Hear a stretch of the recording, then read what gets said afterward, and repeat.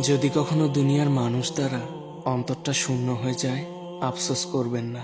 আপনার রব হয়তো আপনার শূন্য অন্তরটাকে তার ভালোবাসা দিয়ে পরিপূর্ণ করে দেওয়ার জন্যই খালি করে দিয়েছেন।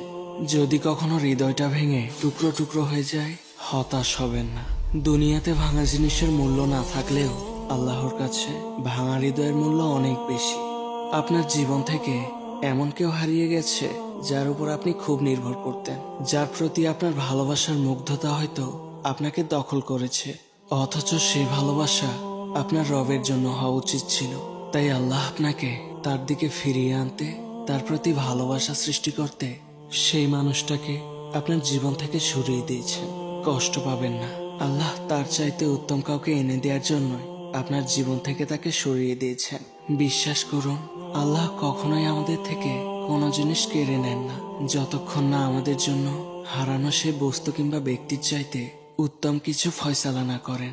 তাই ধৈর্য ধরুন, নিশ্চয়ই আল্লাহ ধৈর্যশীলদের সাথেই আছেন।